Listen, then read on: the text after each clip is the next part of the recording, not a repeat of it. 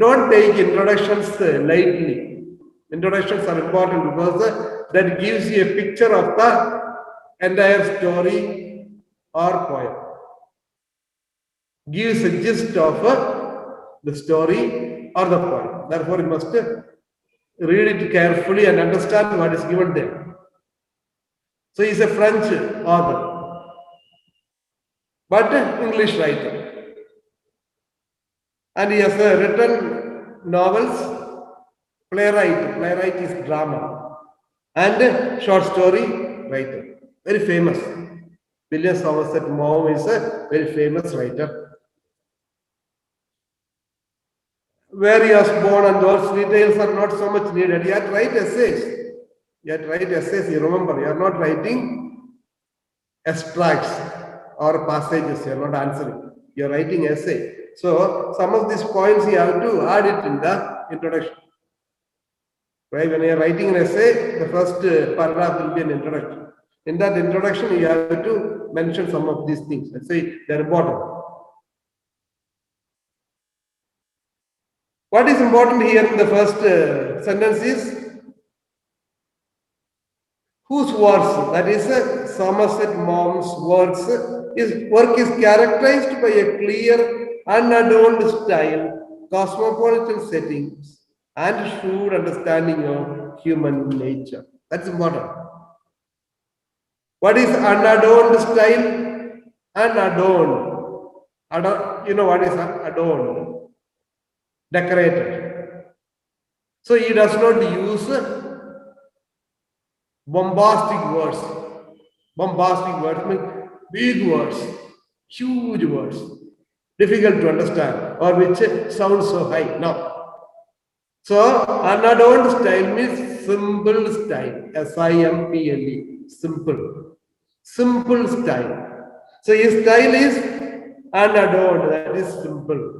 Ordinary language, what you use in the day-to-day life, which people can easily understand. For example, in the newspapers, the newspaper language is unadorned, which an ordinary man can understand. Cosmopolitan settings. His settings are cosmopolitan. Every story should have a setting, you know. Story should have a setting, a drama should have a setting. So a novel should have a setting. So short story, I think last year I sent you a PDF giving the characteristics of a short story. So setting is must. You remember the Little Match Girl? Last year you studied the Little Match Girl. What is the setting? Eve of the New Year's Eve. It was very cold and darkness was setting in. It's very cold. Darkness was setting in.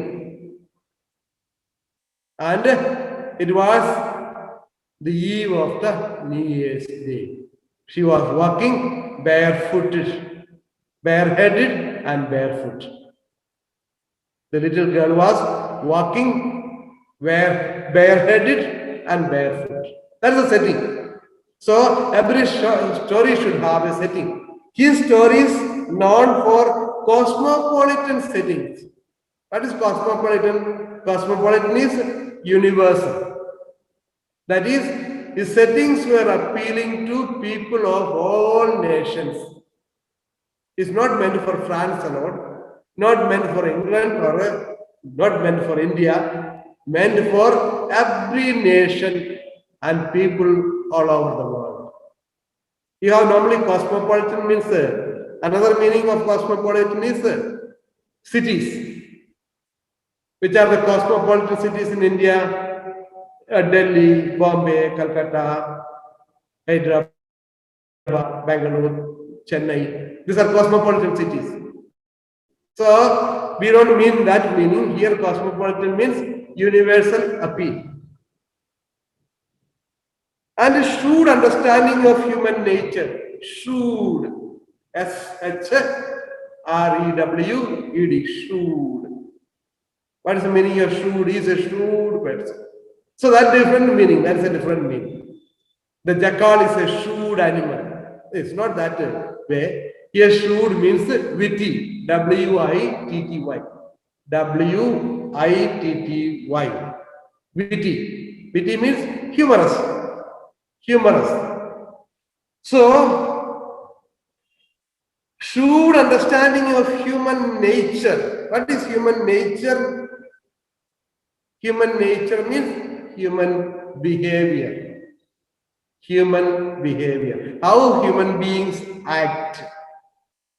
How human beings behave in a particular situation. Depict that one in a humorous way. So these three are very important. That is, unadorned style is simple style. Cosmopolitan setting is a setting or background that is applicable to everybody. That is, this story, the theme of the story is applicable to all the people all over the world. That is cosmopolitan settings and a shrewd understanding of human nature. That is depicting the behavior of human beings in a humorous way. If you understand these 3 points, you'll understand the story well. That's why I said introduction is important. Maugham traveled far and wide during his life to Europe, North America, and Far East, the South Seas, and beyond. He also explored many professions, including that of a doctor, a spy, and a playwright. But it is for his short stories and novels that he is best remembered today. So how did he achieve this simple style? How he could write short stories which is meant for all over the world, people all over the world, a universal appeal. How did he achieve the universal appeal? How he was able to look at human behavior in a humorous way and depict it and make people to think it is because of his exposure. Exposure means he's being exposed to different situations. He traveled a lot. So he knew people of different nations. And he has met people coming from various places and how they experience life. See, Maugham traveled far and wide during his life to where all places, what all places? To Europe, North America, Far East, the South Seas, and beyond. So when you travel to different places, you become a rich man, a rich woman, a rich girl or boy of experiences. That's why you should have more exposures. Suppose you never go out of Padrona, most of you, and just stick on to Padrona, then your life experience is very, very little. Suppose you get a chance to go to Delhi, then you have a better idea of a city. Or to Calcutta, you have opening up to the great legacy of India and the Britishers living there. If you go to Chennai or to Bangalore or Hyderabad, you get exposed to South India, how people in South India, how do they live, what all things they eat, how do they behave, how neat and clean are the cities. So that's why exposure will help you to gain experience. So our author, William Somerset Maugham, traveled far and wide. As a result, he had a great experience. He also explored many professions. Professions is jobs. He did various jobs, including that of a doctor, a spy, and a playwright. Including that of a doctor, spy, and other jobs.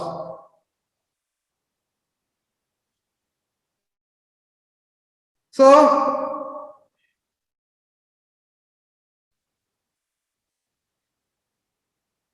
what are the professions he undertook?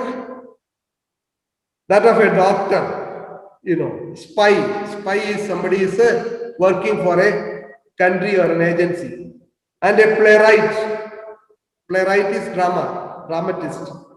But it is for his short stories and novels that is best remembered today.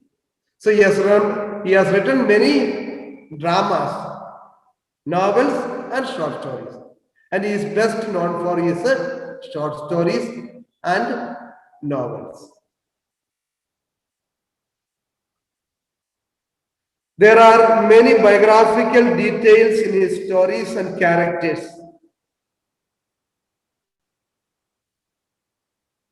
There are many biographical details in his stories and characters.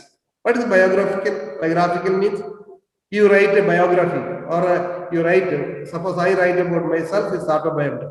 I write about somebody else, it is a biography. You have Gandhiji's autobiography, my experiment with truth. Suppose I am writing about Gandhiji, that becomes a biography. In biography or autobiography, give all the detailed description of the person or the situation. That is called biography. So there are many biographical details in his stories and characters. He avoids verbose sentimentality, favoring spare yet vivid, often cynical prose. So he was known for cynical prose. CYNICAL, cynical prose.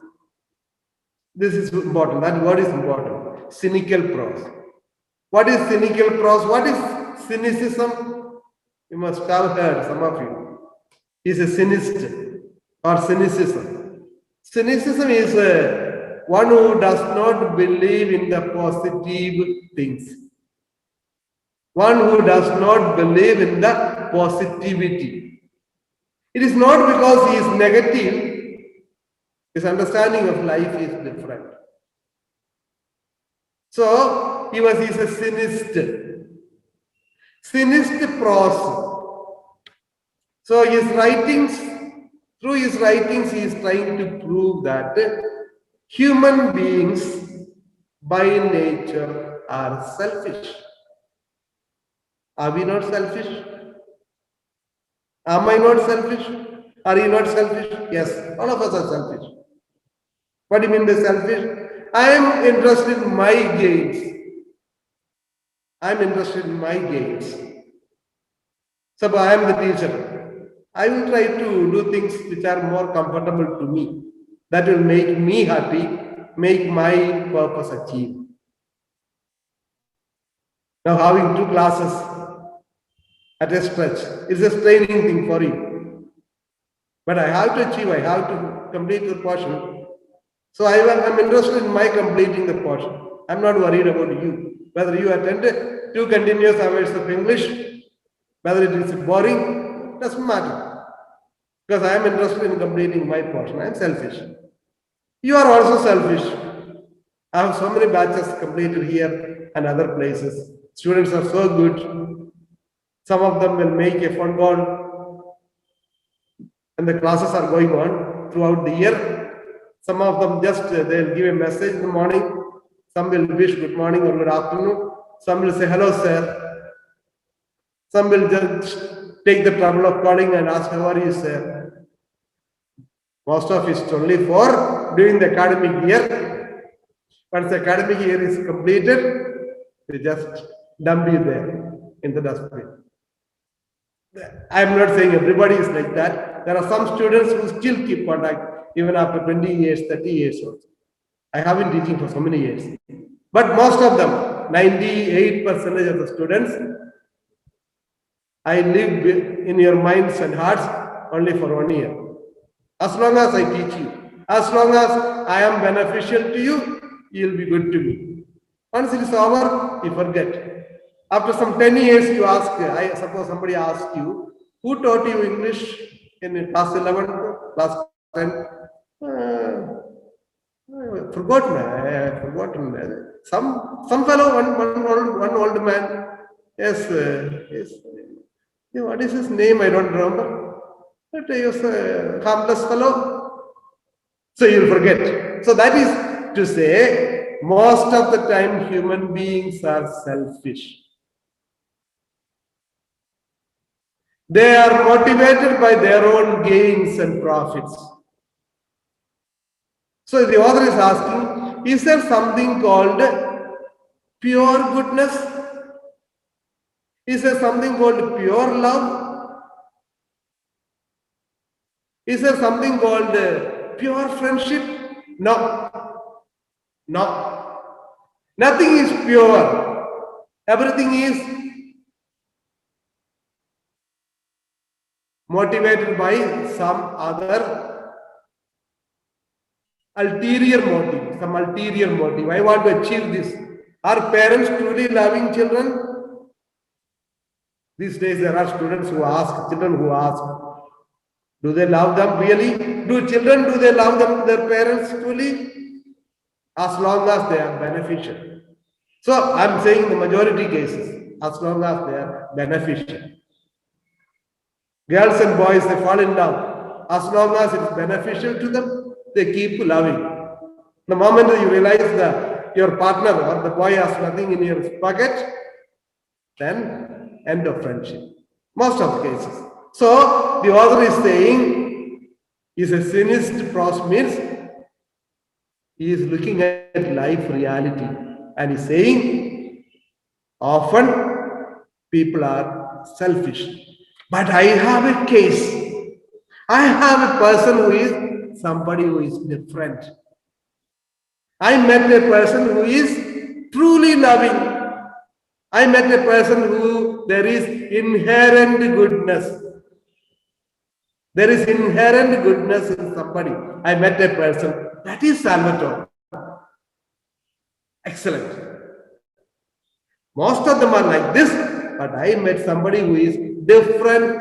I'm going to write about that person. That's it. Paragraph number 2. His reputation as a novelist rests primarily on 4 books of human bondage written in 1915, The Moon and Sixpences, 1919, Cakes and Ale, 1930, and The Razor's Edge, 1944. These are the major works of his. Mormon's plays, mainly Edwardian social comedies, soon became dated.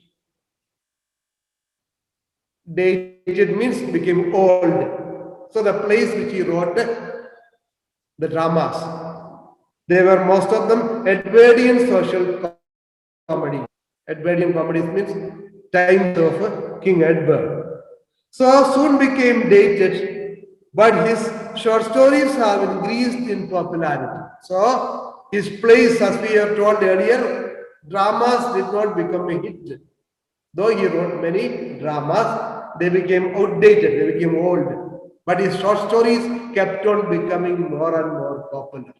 Even today, Somerset Maugham stories stand very high, very high. Many portray the conflict of Europeans in alien surroundings that provoke strong emotions, and Maugham skill in handling plot in the manner of Guy de Maupassant. You know, another Guy de Maupassant is another famous short story writer, very thrilling. Most of his stories are a bit of detective type and all kinds of stories, very famous man. So is something like Maupassant, Maupassant. I think it's pronounced as Maupassant. It's again a French name. You can look up the pronunciation. I think it's Maupassant. So,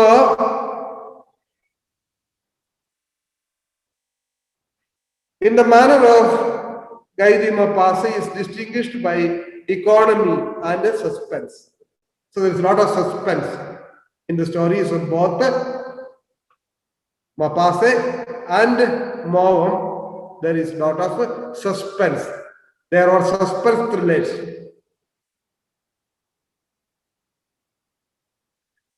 The Summing Up, 1938, and a Writer's Notebook in 1949, Maugham explains his philosophy of life as a resigned atheism and a certain skepticism about the extent of man's innate goodness and intelligence.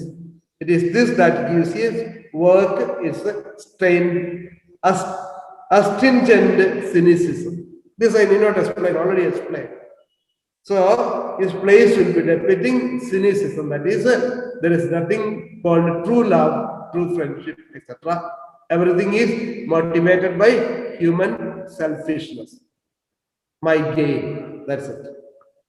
The short story Salvatore, apparently a narrative about the life of a young Italian fisherman and his disappointment in love, is actually a masterly character sketch of the protagonist. The short story Salvatore, apparently a narrative about the life of a young Italian fisherman. What is Salvatore?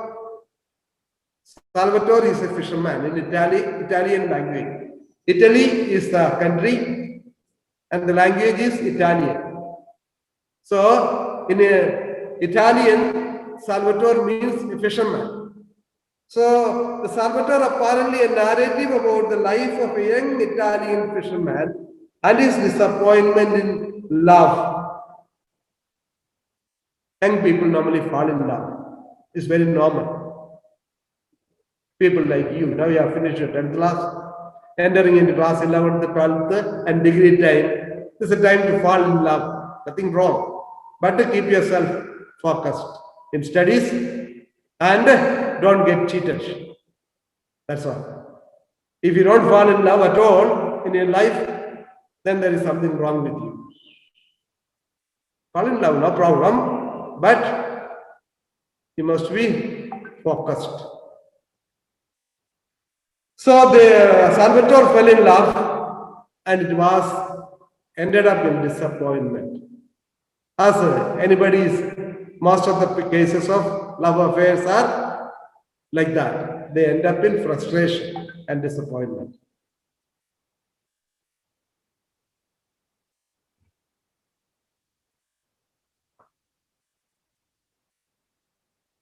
So his disappointment in love is actually a masterly character sketch of the protagonist. It's a masterly character sketch. What is the meaning of sketch? You have a sketch pen.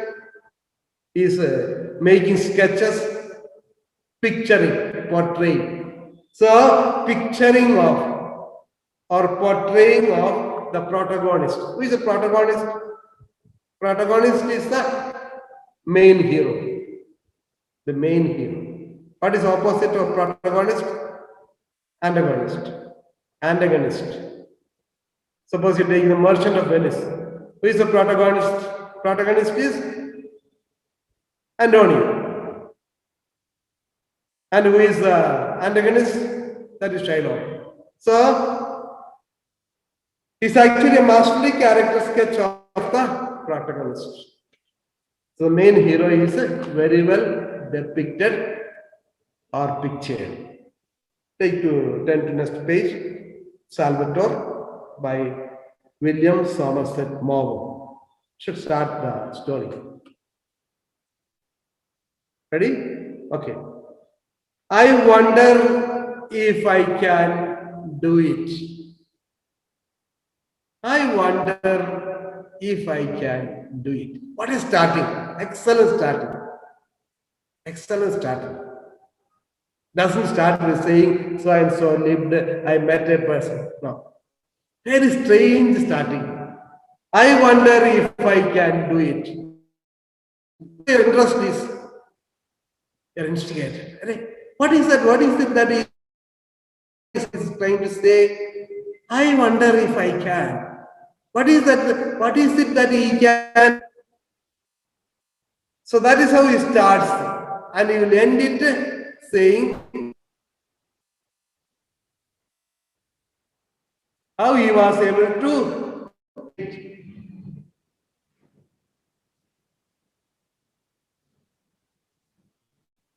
You just turn to page number 10 to the end of the story. End of the story, Salvatore.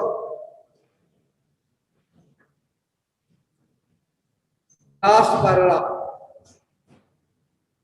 Last paragraph. Starting. Salvatore, last paragraph. You turn to last paragraph.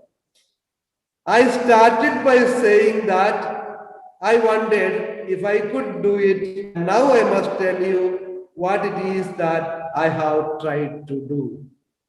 See, I'm not going to explain, just telling. I wonder if I can do it. That's the starting.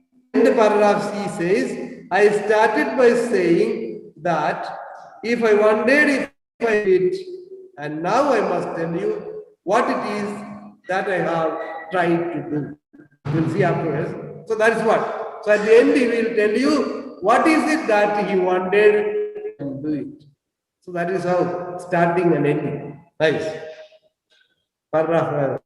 I knew Salvatore first, coming to the story. I wonder if I can do it. I knew Salvatore first when he was a boy of 15 with a plus, a laughing mouth, and a carefree eyes. He used to spend the morning lying about the beach with next to nothing on, and his brown body was as thin as a rain. He was full of grace. He was in and out of the sea all the time, swimming with the clumsy.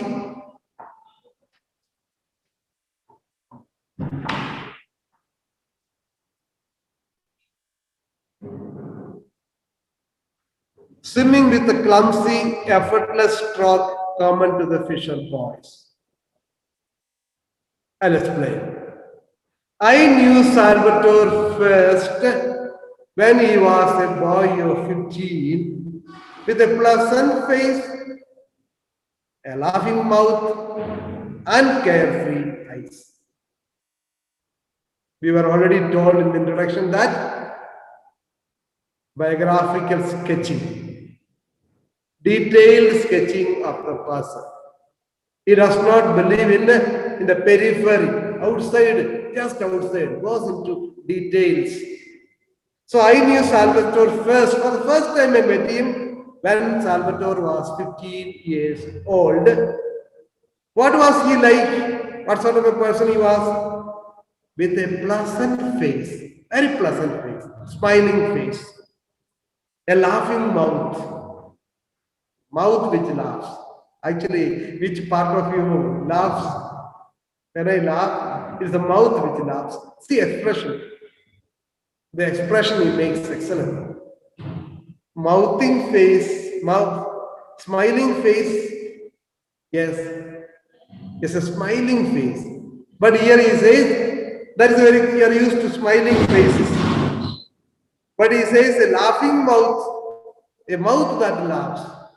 Is it I who laugh or my mouth? Or suppose you speak out yourself. Do you laugh or your mouth laughs? Very funny. Actually, it's mouth. What is seen is the mouth laugh. You hear the laughter of the person from the mouth. Beautiful expression. And the carefree eyes. Carefree eyes means you are not worried. You are not worried. You're feeling at home. That is a carefree. Free, not frightened. He used to spend the morning lying about the beach with next to nothing on, and his brown body was as thin as a rail. So, how did he look? And what did he do? He used to spend. Used to spend means just a kind of habit. That was his habit. In the morning, he will come and lie down in the beach. Lie down in the beach.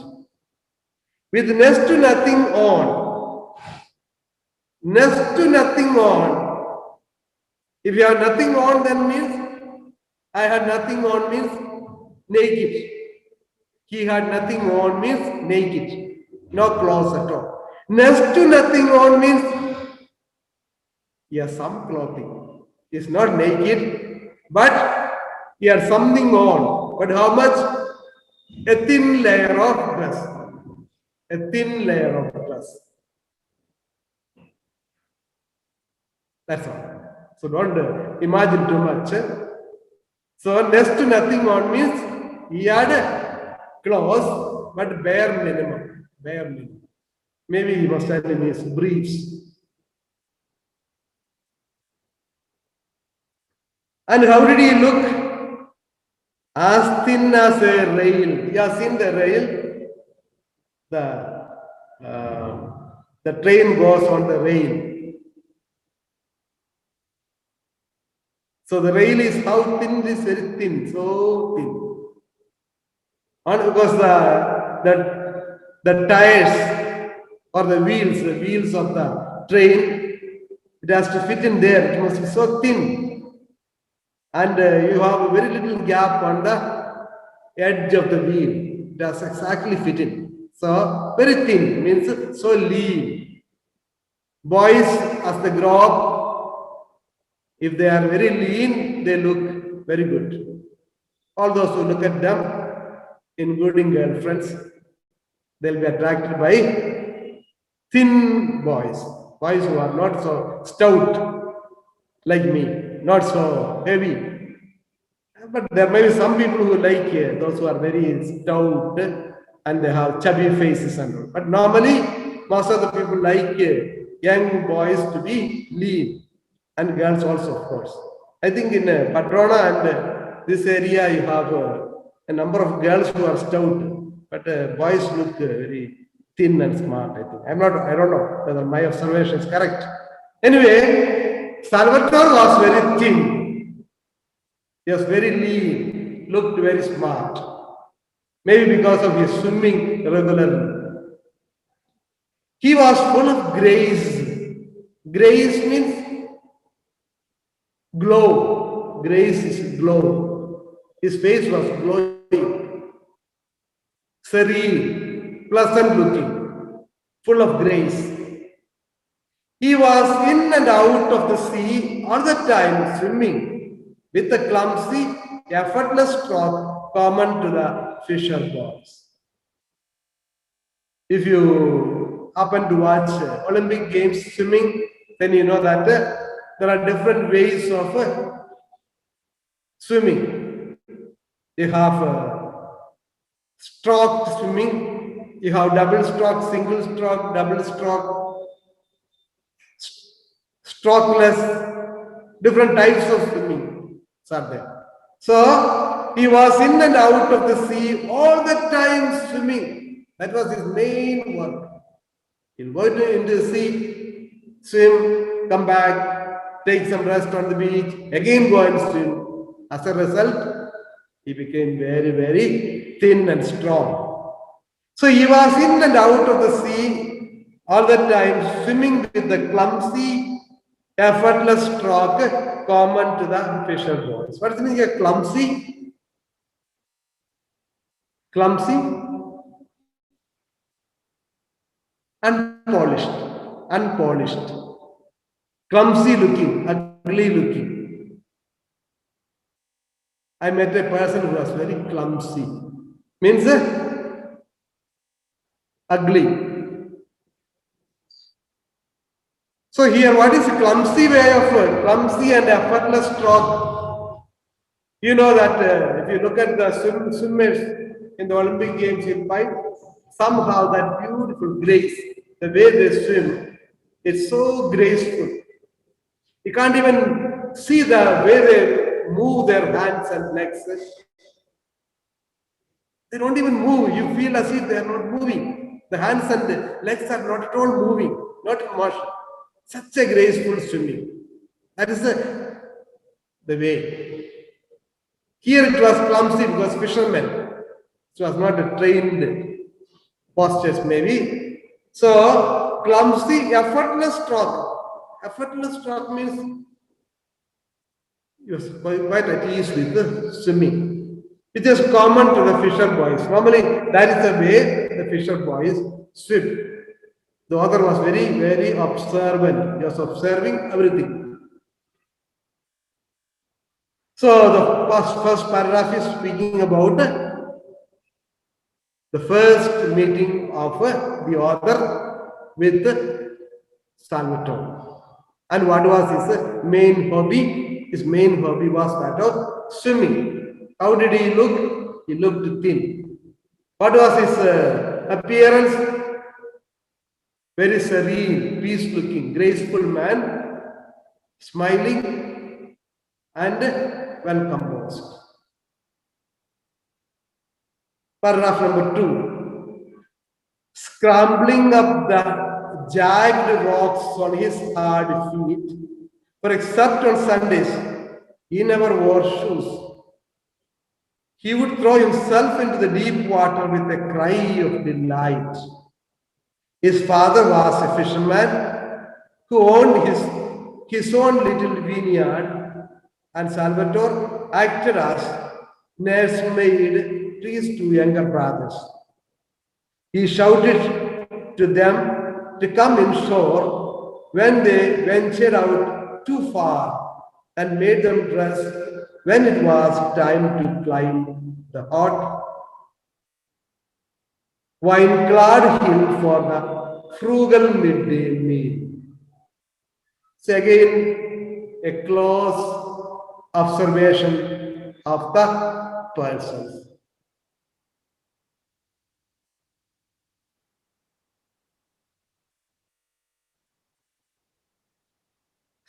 Scrambling up the jagged rocks on his hard feet, for except on Sundays he never wore shoes.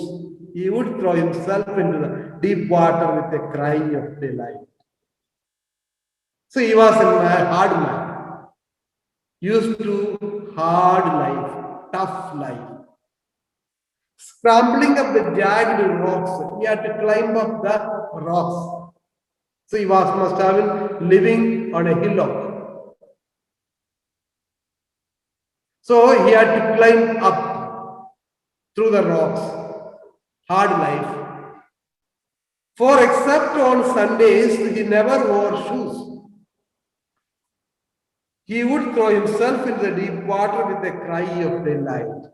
So he was not using shoes except on Sunday. On Sundays he used to put on shoes. So he must have been walking all through barefoot. As a result of walking too much and climbing through the rocks, his feet must have become very hard. And he would throw himself into the deep water with great delight.